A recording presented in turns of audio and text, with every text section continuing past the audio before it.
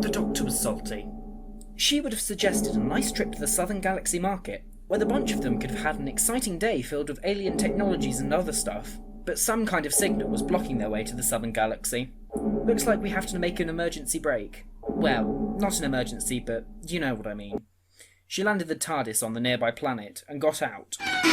Should we figure out what the problem is? Asked Jazz, having looked forward to the Southern Galaxy Market. She was immediately interrupted by Graham, who said that he could use a nice little walk in the forest they'd landed in, because he was old and why not? Knowing that they shouldn't leave Graham in a bad mood, the four of them started to walk through the forest, and nothing could have seemed off. If the ground didn't suddenly shake, something was wrong. Very wrong.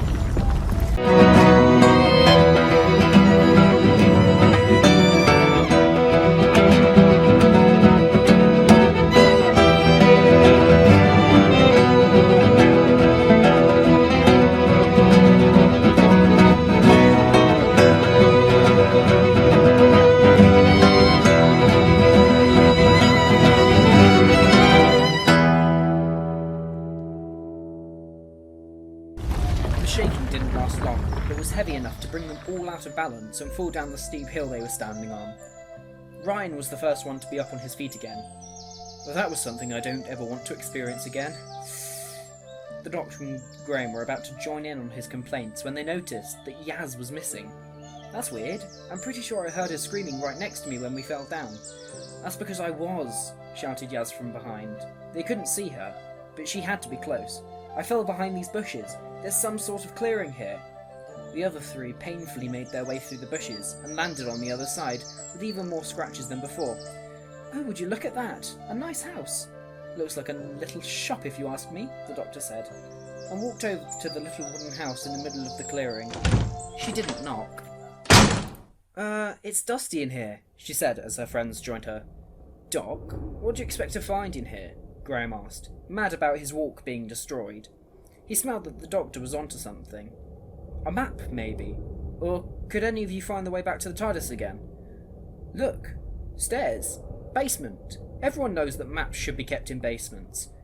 Before one of the companions could say anything, the Doctor had already started to go down the stairs. Yaz took a deep sigh and walked towards the stairs. Come on, guys.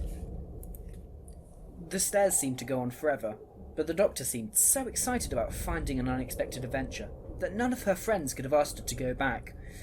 Well, except maybe for Graham, of course, but Jan shot him a look which made it clear for him to keep his mouth shut.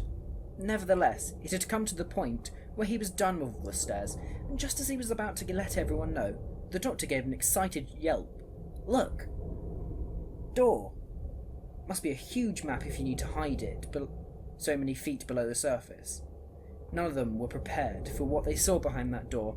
Not a basement, not a room, but a planet. A planet like the one they had landed the TARDIS on not long prior.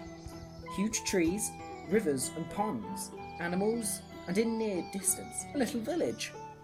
What is this place? Yanis said, more to herself, but the Doctor gave an unhelpful answer anyway. No idea, she said. They were all fascinated by the beauty of this planet, which seems impossible to exist. Ryan tapped the Doctor on the shoulder. Doctor, there are people running towards us. The Doctor turned around and saw the bunch of people running in their direction. They weren't heading for them. They were heading for the cave behind them. One of the people waved and screamed at them, Move! Move! The lava is rising! Before the Doctor could ask a question, all the people stopped, looking at the cave behind them.